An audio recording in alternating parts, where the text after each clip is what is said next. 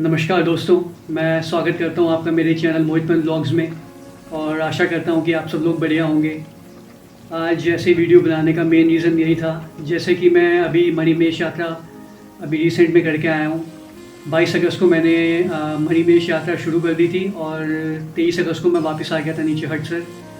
तो जो मेरा मेन मकसद है आज ये वीडियो बनाने का वो यही है कि जो काफ़ी श्रद्धालु हैं जो मणिमहेश यात्रा का प्रोग्राम बना रहे हैं, तो उनको काफ़ी गलत इन्फॉर्मेशन दी जा रही है regarding road condition, regarding weather, कि अभी रोड कंडीशन बहुत बेकार है और अभी वहाँ पे मतलब लैंडस्लाइड हो रहा है और बादल फटने के चांसेस हैं और वहाँ पे बाढ़ आ सकती है और जो मणिमहेश यात्रा जो ऑफिशियली होने वाली है वो कभी भी कैंसिल हो सकती है। तो इस प्रकार की कई गलतफहमियाँ हो रही हैं उन लोगों को जो अभी प्रोग्राम बना रहे हैं मणिमहेश यात्रा का, और इस हिसाब से वो लोग जो हैं काफ़ी कंफ्यूज हो गए हैं कि जाएं ना जाएं।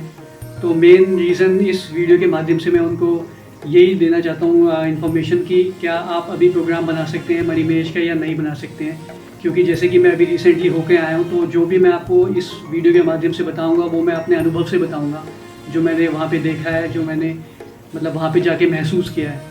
तो सबसे पहले मैं बात करता हूँ रोड कंडीशन। दिल्ली से चंबा जब आप आएंगे तो जब मैं एक्चुअली 20 तारीख को दिल्ली से निकल गया था चंबा के लिए। उससे पहले जो रोड कंडीशन थी पठानकोट के बाद, वहाँ 2-3 जगह ऐसी थी जहाँ पे लैंडस्लाइड हुए थे और वहाँ पे रोड टोटली ब्लॉक हो गई थी। और उस टाइम पे HRTC की जो बसेज़ होती हैं कश्मीरी गेट से जो जा रही थी वो भी नहीं जा रही थी। तो ये मैंने कंफर्म भी किया था HRTC का जो कस्टमर केयर होता है हिमाचल टूरिज़्म वालों का, तो उसमें मैंने कॉल करके कंफर्म किया था और उस टाइम पे जो थी उनकी बसेज़ वो नहीं जा रही थी। तो उसके बाद क्या था कि 19 या 20 तारीख को जो रोड थी वो बिल्कुल सही हो गई थी और मैं 20 को निकल गया था यहाँ से दिल्ली से चंबा के लिए। तो अभी जो रोड कंडीशन है मतलब दिल्ली से चंबा वो बिल्कुल बढ़िया है, आप जा सकते हैं, कोई दिक्कत नहीं है। और उसके बाद जब आप चंबा पहुँचेंगे, चंबा से भरमौर की जो रोड कंडीशन है वो भी बढ़िया है, कोई दिक्कत नहीं है उसमें भी। और भरमौर से जो हटसर का जो रास्ता है बीच में, वो भी जो पुल था वो भी थोड़ा ख़राब हो गया था, उसके वहाँ भी मतलब काफ़ी रोड की कंडीशन बहुत बेकार थी। लेकिन इस टाइम पे वहाँ की जो रोड कंडीशन है वो भी एक्सीलेंट है, बढ़िया है, तो आप जा सकते हैं। तो ये है रोड कंडीशन दिल्ली से मतलब हटसर की। और अब बात करते हैं मणिमहेश यात्रा का जो मार्ग है, वहाँ पे रोड कंडीशन, उसकी जो यात्रा का जो मार्ग है उसके क्या कंडीशन है। तो मैं यही बताना चाहूँगा कि जैसे आपको पता ही है ऑफिशियल यात्रा जो है वो 7 सितंबर से शुरू होने वाली है। तो अभी वहाँ पे बहुत कार्य चल रहा है, मैंने अपनी आंखों से देखा है। जब मैंने हटसर से चढ़ाई शुरू करी थी मॉर्निंग में 11:15 बजे के करीब, तो जब आप 15-20 मिनट थोड़ा ऊपर जाते हैं तो वहाँ पर एक ऐसा रास्ता आता है कि जहाँ पे जब मैं गया था तो वहाँ पे रोड जो थी वो थोड़ी ख़राब थी और वहाँ पे लेबर्स बैठे हुए थे, वो काम कर रहे थे। तो वो मतलब थोड़ा हल्का सा बच के निकलना पड़ रहा था उस रोड से। और जब आप यकीन नहीं मानेंगे, जब मैं 23 तारीख को वापस आया था तो वही रास्ता जो था वो प्रॉपर बन चुका था, क्योंकि ऑफिशियल यात्रा जैसे कि शुरू होने वाली है 7 तारीख से। तो वो वहाँ पे कार्य है, चाहे वो रोड का कार्य हो, चाहे वो बिजली का कार्य हो, चाहे वो लंगर का कार्य हो, वो बहुत अच्छे तरीके से हो रहा है।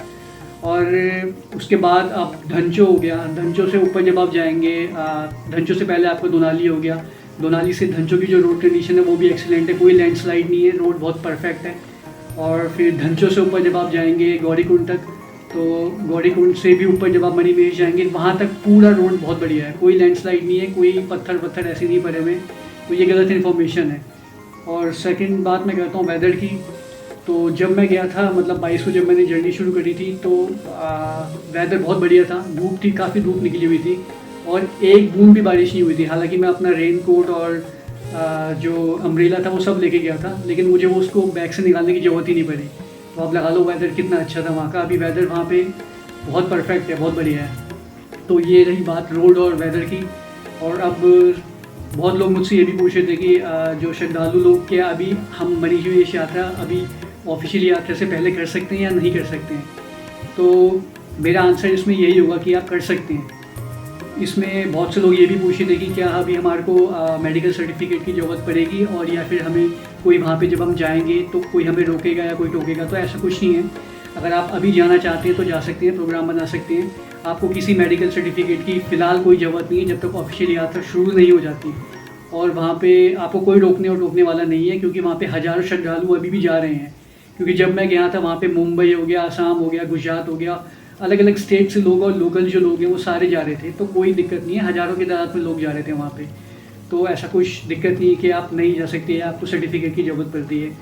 और सेकंड बात ये है कि जब ऑफिशियल यात्रा शुरू होगी उस टाइम पे अगर आप जाते हैं तो आपको पता है उस टाइम पे लाखों की तादाद पे श्रद्धालु लोग जाते हैं, तो उस टाइम पे एक दिक्कत ये आ सकती है कि आपको जो दर्शन होते हैं मणिमहेश में ऊपर जाके वो उसमें बहुत टाइम लगता है, और कभी कभार दर्शन मतलब आप करने में भी आपको टाइम लग जाता है, 1-2 दिन आपको रुकना और स्टे पड़ जाता है क्योंकि बहुत रश होता है और जो काफ़ी जल्दीबाजी में जाते हैं वहाँ पे। तो मैं अगर आपको पर्सनली बताऊँ तो आप अगर मणिमहेश का प्रोग्राम बना रहे हैं, यात्रा का प्रोग्राम बना रहे हैं, तो आप ऑफिशियल यात्रा से पहले जा सकते हैं। वो ज़्यादा आपके लिए बेनिफिशियल रहेगा क्योंकि इसमें क्या है कि आप आराम से दर्शन कर सकेंगे क्योंकि इतना रश नहीं ऊपर। और या तो आप ऑफिशियल यात्रा से पहले जाएं या तो ऑफिशियल यात्रा के बाद जाएं, और ज़्यादा देर बाद भी ना जाएं क्योंकि क्या होता है कि जब ऑफिशियल यात्रा ये बंद हो जाती है क्योंकि जन्माष्टमी में ओपन होती है ये यात्रा, और राधा अष्टमी यानी 15 दिन बाद ये यात्रा समाप्त हो जाती है। तो जब यात्रा समाप्त होती है तो उसके 5 दिन बाद तक वहाँ पे स्टे का थोड़ा बहुत ऊपर सब रहता है, लेकिन उसके बाद धीरे धीरे करके सब अपने टेंट वेंट सब हटा देते हैं। तो कुछ ही लोग होते हैं जो सितंबर तक रहते हैं वहाँ पे, लेकिन उतनी ज़्यादा चहल पहल आपको उतने ज़्यादा टेंट वहाँ पे नहीं मिलेंगे यात्रा ऑफिशियल यात्रा के बाद। तो मैं ये रिकमेंड करूँगा अगर आप जाएँ तो या तो फिर ऑफिशियल यात्रा जो है उसी टाइम पे जाएँ या उससे पहले जाएँ। और स्टे का क्या वहाँ पे अभी है कंडीशन, स्टे का वहाँ पे ये है कि आप चाहे वो दोनाली ले लीजिए, चाहे वो आप धंजो ले लीजिए, चाहे वो गौरीकुंड ले लीजिए, चाहे ऊपर मणिमहेश झील ले लीजिए, वहाँ पे स्टे का सारा प्रबंध बहुत अच्छा है। आप आराम से कहीं भी अगर आप जाते आते थक जा रहे हैं तो आप ये मत सोचिए कि आपको आगे जाना ही है, तो आप कहीं भी स्टे कर सकते हैं। ऑप्शन बहुत सारे वहाँ पे अभी से टेंट लगने शुरू हो गए हैं और काफ़ी तादाद में टेंट लग भी चुके हैं। अभी जब मैं गया था तो मैंने देखे थे दुनाली में बहुत ज़्यादा टेंट लगे हुए थे, काफ़ी ज़्यादा वहाँ पे रुकने का स्टे का काफ़ी ऑप्शन है। उसके बाद फिर आपका धंजो हो गया, वहाँ पे बहुत ऑप्शन अभी स्टार्ट हो गए लगने, और उसके बाद फिर आपका गौरीकुंड हो गया, वहाँ भी बहुत ज़्यादा ऑप्शन हैं, तो आप वहाँ पर भी जाकर रुक सकते हैं, कोई दिक्कत नहीं है।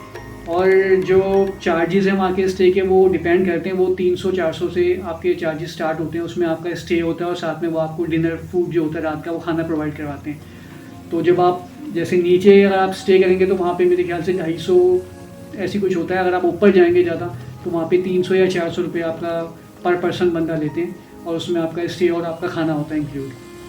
तो अब ये ऑप्शन आपके पास है। तो मैं इस वीडियो के माध्यम से मैं यही बताना चाह रहा था कि अगर आप अपना मणिमहेश का प्रोग्राम अभी बना रहे हैं तो आप बना सकते हैं, कोई प्रॉब्लम नहीं है, कोई दिक्कत नहीं है, रोड कंडीशन बढ़िया है, वेदर बढ़िया है। तो आप इन गलतफहमियों में और इन अफवाहों में मत जाइए कि अभी वहाँ पे मतलब लैंडस्लाइड हो रही है या वहाँ पे बादल फटने के चांसेस हैं। जो आपकी जो ऑफिशियल यात्रा है वो शुरू होने वाली है, उसको कोई नहीं रोक सकता। वो ऑफिशियल यात्रा शुरू होगी 7 तारीख को, और जो भी 15 दिन बाद जब वो क्लोज हो जाएगी। तो ये नहीं है कि वहाँ पे ऑफिशियल यात्रा भी कैंसिल होने वाली है, ऐसा न्यूज़ कुछ भी नहीं है। तो मेरे हिसाब से मैं बस आपको यही कहना चाहता हूँ कि आप जाइए, और जब आप मतलब थोड़े गर्म कपड़े अपने साथ रख के जाइए, क्योंकि ऊपर जब आप धंचों से ऊपर जाएंगे तो गौरीकुंड साइड में ठंड ज़्यादा रहती है, तो थोड़े गर्म कपड़े रखिए और एक रेन कोट अपने साथ जरूर रखिए। बारिश, क्योंकि ऐसा है कि पहाड़ों में मौसम जो होता है वो अनप्रेडिक्टेबल होता है। तो अगर मैं अभी आपको बोल रहा हूँ कि वहाँ पे वेदर अच्छा है तो इसके मतलब ये नहीं कि बारिश नहीं होगी, थोड़ी बहुत बारिश तो पहाड़ों में चलती रहती है। तो आप एक रेन कोट और एक अम्ब्रेला अपने साथ रख के ले आ सकते हैं। तो मैं बस यही आपको इन्फॉर्मेशन देना चाहता था इस वीडियो के माध्यम से। तो आशा करता हूँ कि आपको मतलब थोड़ी बहुत ये समझ में आ गया हो कि अभी आप प्लान कर सकते हैं या नहीं कर सकते हैं। तो आप 110% आप प्लान कर सकते हैं मणिमहेश यात्रा का, अभी कोई दिक्कत नहीं है। और अब बात करते हैं बजट में हम ये यात्रा मणिमहेश यात्रा कैसे कर सकते हैं। तो जब आप दिल्ली से आप कहीं से भी आ रहे हैं तो आपको सबसे पहले दिल्ली आना पड़ेगा ट्रेन पकड़ के। आप कोई भी स्टेट से आ रहे हैं, कोई भी सिटी से आ रहे हैं, आपको सबसे पहले दिल्ली आना पड़ेगा। उसके बाद क्या है, ऑप्शंस ये होते हैं कि आप या तो पठानकोट चले जाइए, वहाँ से ट्रेन से पठानकोट से फिर आप जा सकते हैं क्या कहते हैं चंबा से फिर भरमौर, फिर हडसर। अगर आप बस से जाना चाहते हैं HRTC की तो उसका ऑप्शन ये है कि मैं तो जैसे बस से गया था तो इसमें 3 बसेस जाती हैं। जैसे ऑर्डिनरी बस जाती है जो चंबा छोड़ती है आपको, उसका जो चार्ज है वो 850 रुपये है। उसके बाद फिर जाती है 3x2 की हिमधारा, जिसमें मैं गया था। 3x2 AC वाली बस होती है और काफ़ी अच्छी बस होती है, वो भी अच्छी बढ़िया बस है, आपकी कंफर्टेबल होती है। तो उसका जो चार्ज होता है वो 950 रुपये होता है। और उसके बाद फिर आती है वॉल्वो बस जो हिमसुता की है, वो आपको जो उसका जो चार्ज होगा वो होगा 1720 रुपये के करीब। तो आप अपने हिसाब से वो कोई भी अगर आप बजट में जा रहे हैं तो मेरे हिसाब से आपके लिए सबसे बेस्ट जो ऑप्शन रहेगा वो हिमधारा वाला रहेगा, जो मैंने चूज़ किया था। 950 रुपीज़ की टिकट है और उसमें आप जाके चंबा आराम से जा सकते हैं। 3x2 AC अच्छी बस है। और जो दिल्ली से चंबा का जो डिस्टेंस है वो 15 घंटे के करीब है। 15 घंटा 15 मिनट ऐसे करके, मतलब ऐसी ही है, 15 घंटा तो आगे चलिए, 15 आवर्स का डिस्टेंस है। उसके बाद फिर आप चंबा पहुँचेंगे तो आप चंबा से वहाँ पे आपको प्राइवेट बस मिल जाएगी जो जाती रहती है, और उसका जो टाइमिंग होता है वो 3.5 घंटे के करीब होता है, और जो उसका किराया होता है, फेयर होता है, वो 140 रुपये होता है। वो आपको चंबा से भरमौर उतारती है और 3.5 घंटे लग जाते हैं उसमें, क्योंकि जो प्राइवेट बस है वो रुक रुक के चलती है, तो उसमें थोड़ा बहुत टाइम 3.5 लग जाते हैं। अगर आप HRTC की बस, अगर आपकी किस्मत अच्छी है, अगर आपको HRTC की बस उस टाइम पे मिल जाए जब भी आप उतर रहे हैं चंबा में, तो वो आपको 3 घंटे में पहुंचा देगी भरमौर। और उसका भी फेयर यही होता है, लगभग 10 रुपये ज़्यादा होगा, उसका 150 होगा, या तो फिर 140 जो है तो प्राइवेट बस का है। तो ये तो आप पहुँच गए भरमौर। अब रुकने का जो स्टे होता है, या तो आप भरमौर में स्टे कर सकते हैं, या तो फिर आप हडसन में जाके स्टे कर सकते हैं। तो ऑप्शन दोनों जगह ही है आपके पास। तो मैं तो जैसे भरमौर में रुका था। अब बात करते हैं स्टे में, बजट में स्टे कैसे कर सकते हैं। वहाँ पे आपको इजीली, भरमौर हो गया चाहे वो हडसन हो गया, इजीली आपको 500 रुपये में एक रूम बढ़िया सा मिल जाएगा। तो अगर आप थोड़ा और बार्गेनिंग कर देंगे तो उसमें आपको 300 में भी मिल जाएगा, ऐसा कुछ नहीं है। क्योंकि अभी तो इस टाइम पे जैसे ऑफिशियल यात्रा शुरू नहीं है, तो अभी अगर आप पहले जा रहे हैं तो आपको 300 में भी मिल जाएगा, कोई दिक्कत नहीं है। तो 300 या 500 आप लगा के चलो, इससे ज़्यादा आप मतलब इससे ज़्यादा भी आप, वो आपके ऊपर डिपेंड करता है। आपको 1000 का भी मिल जाएगा, 1200 का भी मिल जाएगा, लेकिन आप बजट में जा रहे हैं तो 500 का तो 110% आपको रूम हर जगह मिल जाएंगे, चाहे वो भरमौर में हो चाहे वो हडसन में हो। अब वो आपके ऊपर डिपेंड करता है कि आप भरमौर में रुकें या हडसन में रुकें, वो टोटली आप पे डिपेंड करता है। अगर आप भरमौर में रुके हुए हैं तो आप हडसन कैसे जा सकते हैं। तो उसके लिए HRTC की बस जाती है सवेरे 10:30 बजे, 10:30 से 11:15, और इसका जो फेयर होता है वो होता है 30 रुपये पर पर्सन, और वो आपको आधे घंटे में पहुंचा देगी हडसन। उससे भी आधे घंटे से भी पहले आपको हडसन उतार देगी। मैंने वही बस पकड़ी थी HRTC की, वो 11:15 बजे, 10:30 का टाइम था, लेकिन वो 11:15 बजे तक आई थी, तो 11:15 बजे निकल गई थी। तो मुझे आधे घंटे से पहले उसने हडसन पहुँचा दिया था। 30 रुपये का टिकट है उसका, और वहाँ आप हडसन में उतर के फिर आप अपना जो आपकी यात्रा है वो आप शुरू कर सकते हैं। कोशिश करिएगा कि आप अपनी यात्रा जो है वो अर्ली मॉर्निंग करें, 6:30 या 7 बजे आप मतलब यात्रा शुरू कर दें अपनी, ताकि आप टाइम से ऊपर, अगर आप चाहें तो वो आप पे डिपेंड करता है, अगर आप चाहें तो उसी दिन ऊपर मणिमहेश झील भी पहुँच सकते हैं, वरना कोशिश कीजिएगा आप गौरीकुंड तक पहुँचने की, क्योंकि गौरीकुंड से क्या है कि वहाँ से फिर 1.5 किलोमीटर का रास्ता है आपका मणिमहेश झील, और वहाँ से आधे घंटे के करीब, आधा पौन घंटा लग जाता है आपको मणिमहेश झील पहुँचने में। तो कोशिश कीजिएगा कि सुबह जल्दी निकलें, और खाली पेट भी निकलेंगे तो कोई दिक्कत नहीं है, आपको रास्ते में खाने पीने का सब मिल जाएगा, आप कहीं भी जाके बैठ के आराम से भी खा पी सकते हैं। लेकिन कोशिश कीजिएगा कि जल्दी निकलीजिए। मैं तो खैर क्या है, मैं 11:15 बजे मैंने यात्रा शुरू करी थी। मेरा सीन तो ये हो गया था कि मेरे को वहाँ से जो बस मिली थी वो मैंने जैसे कि आपको बताया, वो मैं बस में गया था, तो उसका जो टाइमिंग था वो 10:30 या 11:15 बजे का था। तो मैं इसलिए 11:15 बजे तक मैंने वहाँ से अपनी यात्रा शुरू कर दी थी हडसन से। और अगर आपको जैसे बस नहीं मिलती है तो आप शेयर टैक्सी से भी जाते हैं। भरमौर से हडसन का वो लेती हैं पर पर्सन 100 रुपये के करीब लेते हैं। तो आपको वो हडसन उतारने की वहीं पर जहाँ से यात्रा शुरू होती है, आप उनको बोल सकते हैं कि जो मार्ग है हडसन का, जो मणिमहेश का मार्ग है, जो गेट है, आप वहाँ आपको वहाँ उतरना है, और आप वहाँ ईजीली उतर के फिर आप अपनी चढ़ाई शुरू कर सकते हैं। तो ये थी बजट में आप ये यात्रा कर सकते हैं। और ऊपर फिर मैंने आपको बताई दिया ऊपर स्टे का क्या चार्जेस हैं। मैक्सिमम लगा के चलिए 350-400 में आपका काम हो जाना है ऊपर स्टे का, उसमें आपका रहना और खाना हो जाएगा। और यही रही, तो मैं इसी वीडियो के माध्यम से आपको मैं ये इन्फॉर्मेशन देना चाह रहा था कि देखिए रोड कंडीशन बढ़िया है, वेदर सही है, और वहाँ पे आप कैसे बजट में ये मणिमहेश यात्रा कर सकते हैं। तो अगर आपको वीडियो अच्छी लगी होगी तो प्लीज़ मेरा चैनल जो सब्सक्राइब कीजिएगा, और इसको शेयर जरूर कीजिएगा आगे, ताकि जो भी श्रद्धालु लोग प्रोग्राम बना रहे हैं जिनको कन्फ्यूज़न है, तो उनकी कन्फ्यूज़न अब इस वीडियो के माध्यम से दूर हो सकती है। क्योंकि मैंने इसमें क्लियर आपको बता दिया कि आप ये यात्रा कर सकते हैं ऑफिशियल यात्रा होने से पहले भी, कोई दिक्कत नहीं है, कोई रोक टोक नहीं है, कोई मेडिकल सर्टिफिकेट की ज़रूरत नहीं है। तो होप करता हूँ कि आपको वीडियो पसंद आई होगी। Till then goodbye. मैं अभी वीडियो अपलोड करने वाला हूँ बहुत जल्दी, 1 या 2 दिन में, ज़रूर देखिएगा वो भी। नमस्ते।